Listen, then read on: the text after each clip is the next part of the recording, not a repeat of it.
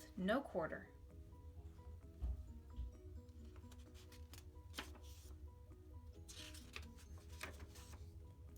Two tooth fairies were sitting on a branch. The small one was reading her report card. Dog tooth, F. Fake vampire teeth, F. Cracked tooth with filling, F. All F's again, she wailed.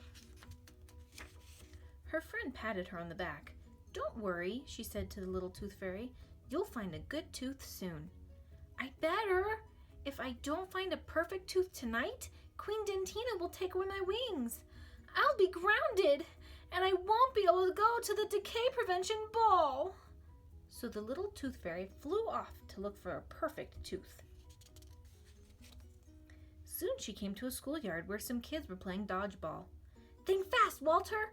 A girl threw the ball at a little boy in the middle.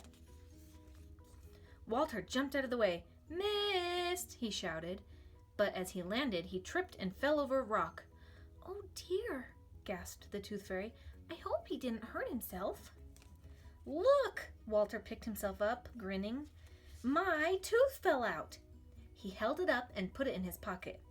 This goes under my pillow tonight. At last, whispered the tooth fairy.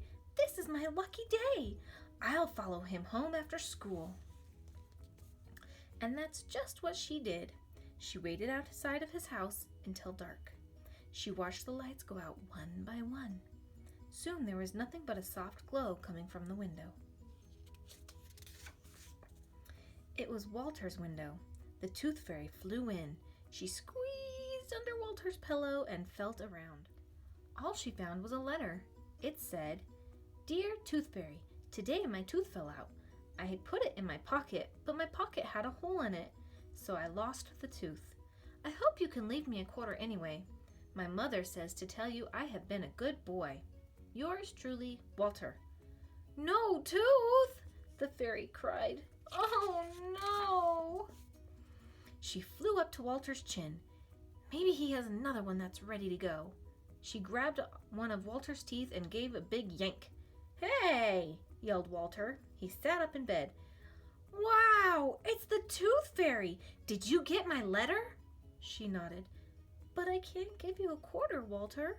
Our first rule is no tooth, no quarter. And Queen Dentina is very strict. Then the little fairy started to cry. This was my last chance to find a perfect tooth. Now Queen Dentina will take away my wings. But that's not fair, Walter said. It isn't your fault I lost my tooth. Why don't you explain it to her? You don't know Queen Dentina, said the tooth fairy. I'm really scared of her. Well, I'm not, said Walter. I'll tell her. All right, said the tooth fairy. I'll try anything. And she waved her wand at Walter. Whoosh! He was as small as she was. Yow! He cried. Come on, said the tooth fairy. She grabbed Walter's hand and they flew right out the open window. They zipped down to a hole at the bottom of a tree.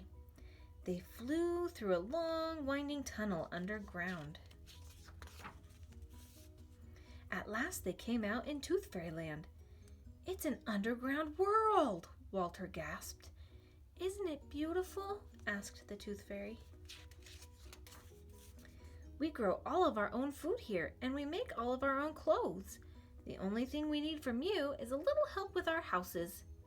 Walter looked at the gleaming white houses. They were made of bricks. Little fairies everywhere were polishing with brushes. The bricks are teeth, cried Walter. I always wondered what you did with them. Well, here we are, said the Tooth Fairy. This is where Queen Dentina lives, the Ivory Palace. They went through the gates.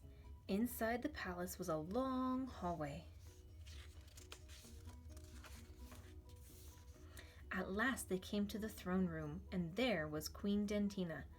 What is this? She shrieked. A boy? This is Walter, said Walter's Tooth Fairy. He lost his tooth. We don't want him, said Queen Dentina. Just the tooth. She means I can't find my tooth that fell out, explained Walter. It disappeared, but I really did lose one. You can see the hole. Walter opened wide and pointed to show the Queen. Idiot, yelled Queen Dentina. I suppose you put the tooth in your pocket. Well, yes, said Walter. And your pocket had a hole in it? Well, yes, said Walter. And now you want a quarter anyway? Idiot! Do you think you can get something for nothing? Out of my sight! All right, he said. But I just wanted to say that it wasn't the Tooth Fairy's fault. And he turned to go. Wait! Shouted Queen Dentina. What beautiful purple pajamas! Those are just what I need for the decay prevention ball. I'll give you 25 cents for those purple pajamas. We'll forget the tooth. I'm not stupid, said Walter. These pajamas probably cost $10. Besides, I would catch cold. Stop! She cried. I want those pajamas! Seize him! Walter ran. The little Tooth Fairy ran too. The tooth soldiers chased after them. In the distance, Walter could hear the Queen Dentina screaming, Get those purple pajamas! Then the Tooth Fairy caught Walter's hand and they flew up. They went back through the tunnel, back out the hole in the tree, and back in the open window. Walter was big again. He was in his own room, and he was still wearing his pajamas. The Tooth Fairy looked glum. A tear rolled down her cheek. Bah! She cried. Hey, said Walter, what's the matter? We made it. You saved me. But what about me? Cried the Tooth Fairy. Now I can't go home. I have an idea. You can move in with us, said Walter. My parents are pretty nice. Cried the Tooth Fairy. All right, said Walter. Let me think. I know, he said. Where are my scissors? He opened his desk. Here they are. I'm much bigger now, Walter said. Right? The Tooth Fairy agreed. And my pajamas are bigger too, right? The Tooth Fairy nodded. Then watch this. And he snipped the inside of his pocket right off. He handed it to the Tooth Fairy. It was as big as she was. Do you think that will make Queen Dentina happy? The Tooth Fairy grinned. It's perfect, Walter. Thank you so much. Walter climbed back into bed. Will you wake me when you come for my next tooth? He asked sleepily. Sure, said the Tooth Fairy. Only try not to lose it before I get there. It's a deal. Then Walter fell fast asleep. He didn't see the Tooth Fairy tap her wand under his pillow. But the next morning he found a quarter there.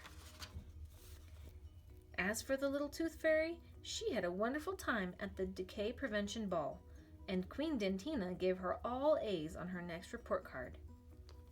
The end.